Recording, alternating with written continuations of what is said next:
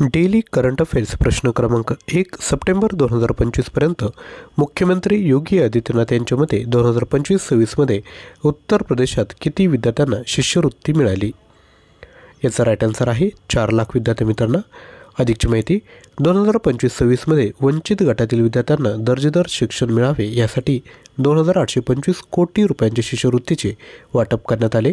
2017 पासून उत्तर प्रदेशात 2 कोटीहून अधिक विद्यार्थ्यांना विविध शिष्यवृत्ती योजनांचा लाभ मिळाला आहे. हा उपक्रम उपेक्षित समुदायातील विद्यार्थ्यांना शिक्षण आणि सक्षमीकरणाला पाठिंबा देण्याच्या राज्य सरकारच्या वचनबद्धतेला अधोरेखित करतो. लखनौमधील कार्यक्रमात आर्थिक मदतीद्वारे प्रत्येक मुलाला दर्जेदार शिक्षण मिळावे यासाठी सामूहिक प्रयत्नावर प्रकाश टाकण्यात आला. प्रश्न 2 कोणत्या देशाने 2030पर्यंत बंद इंधन चक्रासह जगातील पहिली अणुऊर्जा प्रणाली सुरू करण्याची घोषणा केली? याचं योग्य उत्तर आहे ऑप्शन क्रमांक बी रशिया. अधिकची माहिती राष्ट्राध्यक्ष व्लादिमीर पुतिन यांनी घोषणा केली की रशिया 2030पर्यंत बंद इंधन चक्रासह जगातील पहिली अणुऊर्जा प्रणाली सुरू करेल, ज्याचा उद्देश वापरलेल्या इंधनाच्या 95% पुनर्वापर करणे आहे. ही प्रणाली टॉम्स्क प्रदेशात बांधली जाईल आणि किरणोत्सर्गी कचरा आणि युरेनियमची मागणी मोठ्या प्रमाणावर कमी करण्याचे उद्दिष्ट ठेवेल. रशियाने उल्यानोव्स्कमधील एका नवीन संशोधन केंद्रात चाचणीसाठी सहकार्य करण्यासाठी आंतरराष्ट्रीय शास्त्रज्ञांना आमंत्रित केले. हा उपक्रम उच्च सुरक्षा मानके, अण्वस्त्र प्रसार रोखणे आणि इतर राष्ट्रांशी स्वतंत्र अणु कार्यक्रम विकास यावर भर देतो. पुढील प्रश्न कोणत्या अमेरिकन राष्ट्रपतींनी टिकटॉकच्या अमेरिकन मालकीच्या कराराला मंजुरी देणाऱ्या कार्यकारी आदेशावर स्वाक्षरी केली? तर सध्याचे अमेरिकेचे जे राष्ट्रपती आहेत डोनाल्ड ट्रम्प यांनी या ठिकाणी स्वाक्षरी केली आहे. या करारामुळे टिकटॉकला अमेरिकन गुंतवणूकदार आणि प्रशासनाला प्राधान्य देणाऱ्या नवीन संरचनेअंतर्गत अमेरिकेत कार्यरत राहण्याची परवानगी मिळते. अमेरिकेत टिकटॉकचे सुमारे 17 कोटी वापरकर्ते आहेत, ज्यात डोनाल्ड ट्रम्प यांच्या प्लॅटफॉर्मशी संबंधित मोठ्या संख्येने फॉलोअर्सचा समावेश आहे. या कराराचा उद्देश टिकटॉकच्या चीनी मालकीशी संबंधित डेटा गोपनीयता आणि राष्ट्रीय सुरक्षेबाबतच्या चिंता कमी करणे आहे.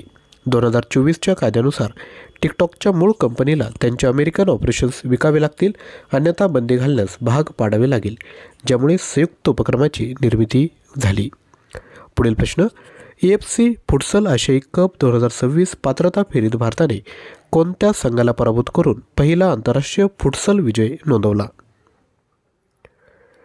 तर याचा राईट आन्सर आहे ऑप्शन क्रमांक सी मंगोलिया. अधिकची माहिती बघूयात. आर्दिया येथे झालेल्या AFC फुटसल आशिया कप 2026 पात्रता फेरीच्या शेवटच्या गट अ सामन्यात भारताने मंगोलियाचा 3-0 असा पराभव करून पहिला आंतरराष्ट्रीय फुटसल विजय नोंदवला. भारताकडून शॉन डिसोजाने 2 गोल केले आणि सामन्याच्या प्रत्येक हाफमध्ये 1 गोल केला. अनमोल अधिकारीने तिसरा आणि शेवटचा गोल करत मंगोलियावर 3-0 असा विजय मिळवला. ऐतिहासिक विजय असून कुवेत आणि ऑस्ट्रेलियाविरुद्धच्या पराभवामुळे भारत आधीच पात्रता फेरीतून बाहेर पडला होता. पुढील प्रश्न IUCNने अलीकडेच मान्यता दिलेल्या भारतातील पहिल्या डुगोंग संवर्धन अभयारण्य कुठे आहे? तर याचं योग्य उत्तर आहे ऑप्शन क्रमांक बी पाल्क बे तामिळनाडू. या ठिकाणी डुगोंग हे मन्नारचे आखात, पाल्कची खाडी, कच्छचे आखात आणि अंदमान आणि निकोबार बेटांवर आढळतात. त्यांना उष्ण किनारी पाणी आणि खारफुटीच्या कालव्यांमध्ये जास्त रस असतो. पाकबे रिझर्व डगोंग आणि इतर सागरी जैवविविधतेसाठी आवश्यक असलेल्या समुद्री गवताच्या परिसंस्थांचे संरक्षण करते. आंतरराष्ट्रीय निसर्ग संवर्धन संघाने म्हणजेच काय IUCN जागतिक संवर्धन काँग्रेस 2025मध्ये या अभयारण्याला औपचारिक मान्यता दिली आणि त्याचे जागतिक पर्यावरणीय महत्त्व अधोरेखित केले. प्रश्न 6 सप्टेंबर 2025मध्ये भारतातील आर्थिक गुन्हे रोखण्यासाठी कोणत्या 2 एजन्सींनी व्यापक सामंजस्य करारावर स्वाक्षरी केली? तर याचे योग्य उत्तर आहे दूरसंचार विभाग आणि FIUIND financial intelligence unit India संशयास्पद आर्थिक व्यवहारांवर लक्ष ठेवते, मनी लॉन्ड्रिंग विरोधी प्रयत्नांचे समन्वय साधते आणि दहशतवादी कारवायांना वित्तपुरवठा करण्याच्या तपासाला पाठिंबा देते. डिजिटल इंटेलिजन्स युनिट म्हणजेच DIU ही दूरसंचार विभागाची एक विशेष शाखा आहे, जी आर्थिक फसवणूक आणि दूरसंचार गैरवापर रोखण्यासाठी AI आर्टिफिशियल इंटेलिजन्स आणि बिग डेटा सोल्युशन विकसित करण्यासाठी जबाबदार आहे. पुढील प्रश्न UAEच्या पहिल्या सॉव्हरेन मोबिलिटी क्लाउडचे अनावरण कोठे करण्यात आले? तर हे करण्यात आलं आहे ऑप्शन क्रमांक बी दुबई या ठिकाणी.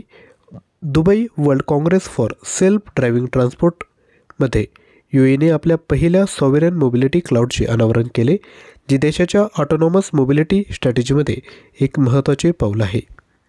पुढील प्रश्न, ब्रिक्स देशांमध्ये कृषी व्यापार वाढवण्यासाठी रशियाने कोणता धोरणात्मक उपक्रम प्रस्तावित केला होता? तर तो आहे ब्रिक्स धान्य विनिमय. ब्रिक्स सदस्य देशांमध्ये कृषी व्यापार वाढवण्यासाठी ब्रिक्स धान्य विनिमय एक सामान्य कृषी अन्न विनिमय तयार करण्याच्या योजनावर भारत आणि रशिया यांनी चर्चा केली. यानंतर तुमच्यासाठी प्रश्न आहे, मुख्यमंत्री विद्यार्थी विज्ञानवारी कोणत्या राज्यात सुरू करण्यात आली? ऑप्शन आहेत महाराष्ट्र, तामिळनाडू, राजस्थान की गुजरात. या प्रश्नाचं उत्तर कमेंट करा. तसेच चालू घडामोडी व इतर महत्त्वाचे प्रश्नसंच 5000+ MCQ, 150+ ऑनलाईन टेस्ट फक्त 99 रुपयामध्ये भेटत आहेत. तर हा कोर्स परचेस करण्याकरता खाली लिंक दिली, ॲप डाउनलोड करा, हा कोर्स परचेस करा. कोर्स परचेस करताना CA100 हा कोड यूज केला तर 100 रुपये डिस्काउंट तुम्हाला या ठिकाणी भेटेल. आजचा व्हिडिओ आवडला असेल तर नक्की लाईक करा, शेअर करा आणि चॅनलवर नवीन असाल तर चॅनल सबस्क्राईब करा. थँक्यू.